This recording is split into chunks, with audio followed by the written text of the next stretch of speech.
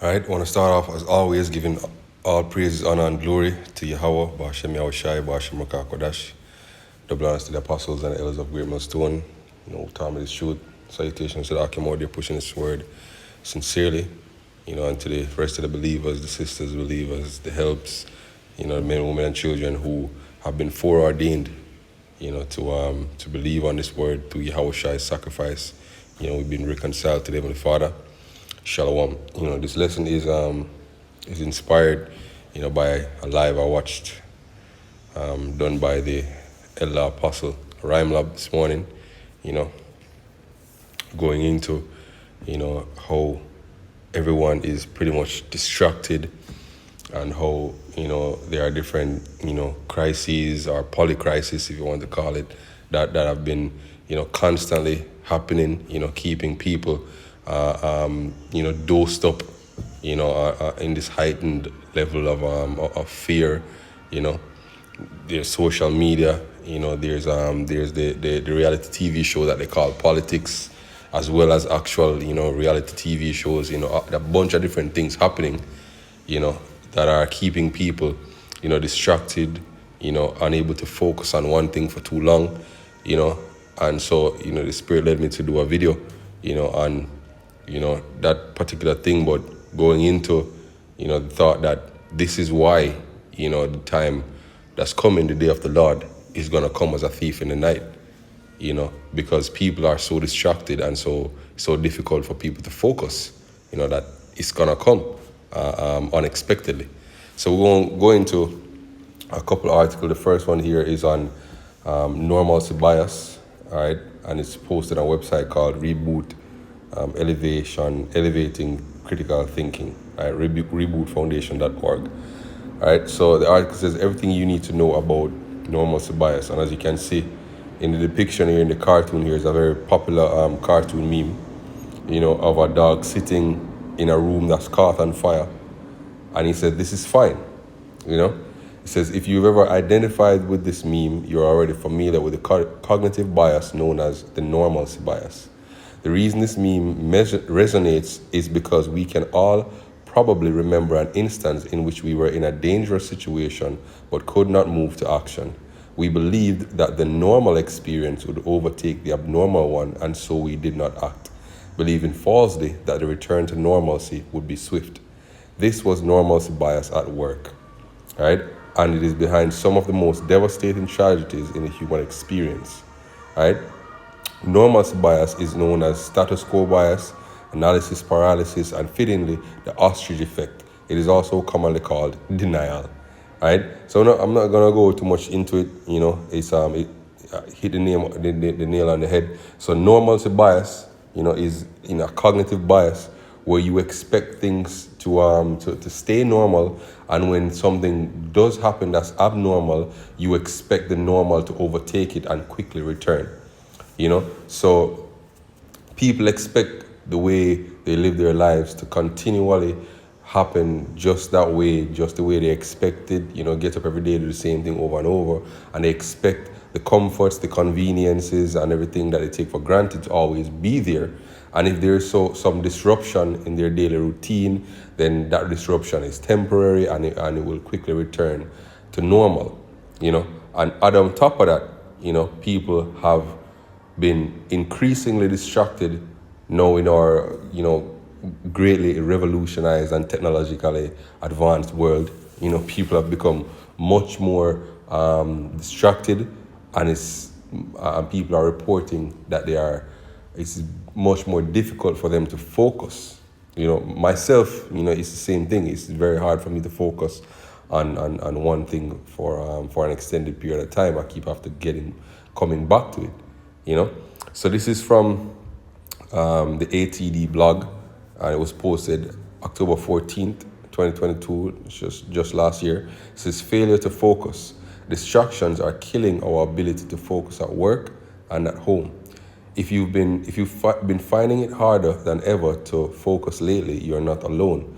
In an August 2022 poll of 1,600 people conducted by Crucial Learning, 2 out of 3 respondents said they struggled to fully focus on a single task or person. More people find it difficult to focus at work, but some also have a hard time focusing at home. Even when we can concentrate, it's usually not for a long time.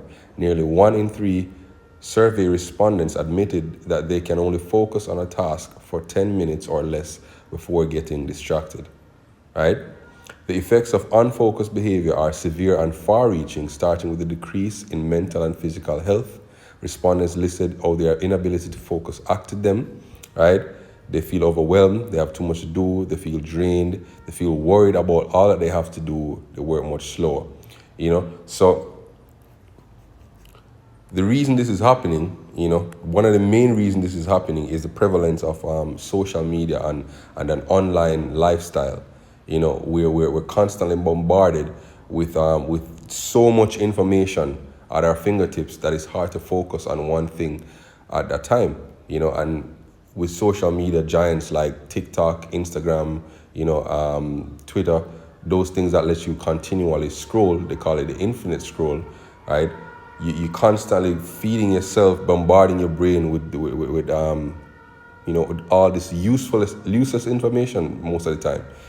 Specifically, stuff like YouTube Shorts, Instagram Reels, TikTok, where you watch a bite-sized video, like, 2 minutes or less, and then you scroll to the next one that's 2 minutes or less, you scroll to the next one that's 2 minutes or less.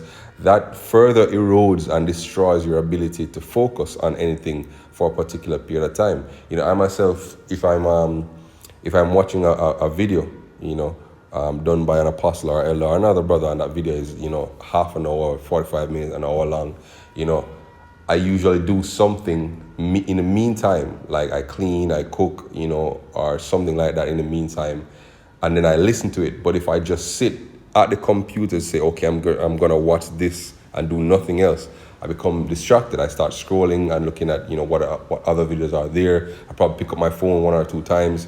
So it affects, everybody, but, through the spirit and power of Yahweh Hashem Yahushua, we keep, in the spirit, we keep paying attention to the things that are happening, right? But if it is affecting, men of the Lord like this, how much more, other persons that are in the world, who don't have the spiritual anchor that we have, right? Who don't have the truth, right? To keep them grounded, to keep them, focused on the prize, because even when we lose focus every now and then, the spirit has us realigning and refocusing, on the end goal. Brothers also, help us, keep us in on the task, as scripture says, iron sharpened iron, so a man sharpened the countenance of his friend, because if you're slacking off, a brother is going to let you know. All right, so we're going to get a few precepts. This is Matthew chapter 24, verse 36 on down. But of that day and hour knoweth no man, known not the angels of heaven, but my Father only. All right, so we don't know the day that Yahweh Shai is coming back with the holy elect angels to deliver the children of Israel, right? More so, right, the rest of the world, because if we don't know, definitely they don't know, right? But we expect it, right? Because we look for the signs, we look for the prophecies, and we use those to measure the time diligently and know that, it is nigh. But for the majority of the world who are continually distracted, by 24-hour news that's just spitting out bullshit, social media, movies, TV series, all this nonsense, you're distracted, right? It says, but as the days of Noah were, so shall also the coming of the Son of Man be. For as in the days that were before the flood, they were eating and drinking and marrying and giving in marriage, until the day that Noah entered into the ark, and they knew not until the flood came and took them all away, right? So also shall the coming of the Son of Man be. And if you look up that word, we're going to look up a word here, the word amuse, right? The word amuse says to divert the attention, to beguile, to delude, to fool, to teach, to hoax, to entrap, to make fun of, to cause, to muse, right? So it says the original English senses are obsolete. The meaning divert from serious business, tickle the fancy of is recorded in the 1630s, but through the 1800s, the primary meaning was deceive, cheat, So this is what the word amuse means, and we're being amused by what, the different things that we watch on TV, music, sports, even the news. That's 24 hours now. You have several 24-hour news channels. It amuses you. It diverts your attention from the things that are happening. For example, right, the BRICS nations right now, are even more so moving away from the US dollar.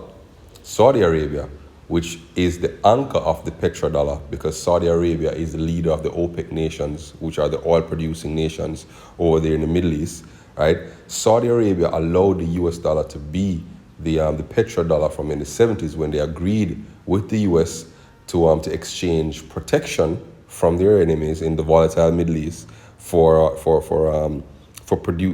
selling oil in US dollars or denominating their sales in US dollars. That's gonna change now, because now Saudi Arabia is considering, right, to move away from that and settling their oil sales in yuan or other currencies, right? And that's a huge move, right?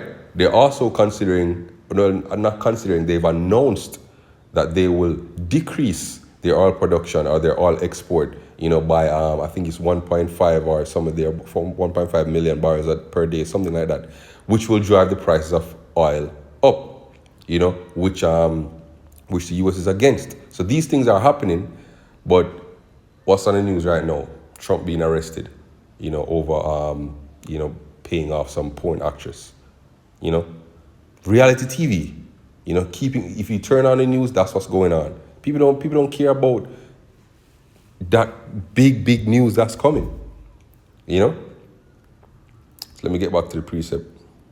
It says, reading on to verse 40, then shall two be in the field, the one shall be taken, the other left. Two women shall be grinding at the mill, the one shall be taken and the other left. Watch therefore, for ye know not what hour your Lord doth come. But know this, that if the good man of the house had known in which watch the thief would come, he would have watched and would not have suffered his house to be broken up. Therefore be ye also ready, for in such an hour as ye think not, the Son of Man cometh. Right? So let's jump to the next precept. This is 1 Thessalonians 5 verse 1. But of the times and seasons, brethren, ye have no need that I write unto you. Why? Because we know the prophecies. We know the things that are written that need to be fulfilled. Right now we're waiting on two major prophecies, which is the implementation of the MOTB, the mark of the you know what, which is the C to the I to the P, right? And World War III, which is the third world win. And we know, based on the things that are happening in the financial space, being pushed by the World Economic Forum, that the CBDC is right around the corner. Jamaica has a CBDC right now that is legal tender, right? The next step is to what? To have that implantable microchip. So we know the prophecies. We see the things that are happening in the news. We see World War III being ramped up. It says, for yourself know perfectly that the day of the Lord so cometh as a thief in the night, meaning what? Unexpectedly.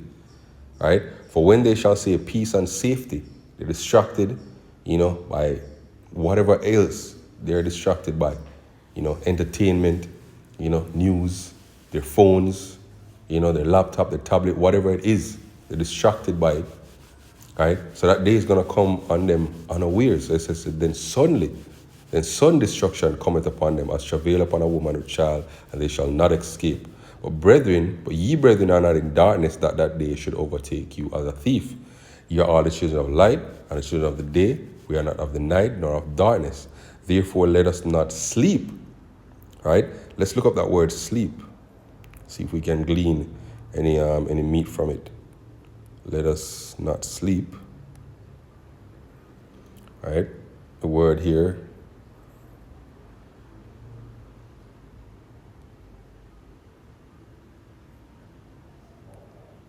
Don't seem to be plain. All right. It says kathyudo. All right. It says to lie down, to rest, by implication to fall asleep, to be dead, to yield to sloth and sin, to be indifferent to one's salvation. Pretty much it means, to be distracted, be distracted, not knowing what's going on. But it says to what? It says, let us watch and be sober. And the word sober here says to be discreet, right? To be sober, to watch, to be calm, collected in spirit, to be temperate, dispassionate, circumspect. What does the word circumspect mean? Right? Let's look it up here. Where's our definition? Look up. Right? It means weary and unwilling to take wish, cautious, right? Guarded, careful, watchful, alert, attentive, heedful, vigilant, observant, prudent, right? So, yeah, that's what we have to be, redeeming the time because the days are evil, being circumspect, right? For they that sleep, sleep in the night, and they that be drunken, are drunken in the night. But let us who are of the day be sober, putting on the breastplate of faith and love, and for an helmet, the hope of salvation, right?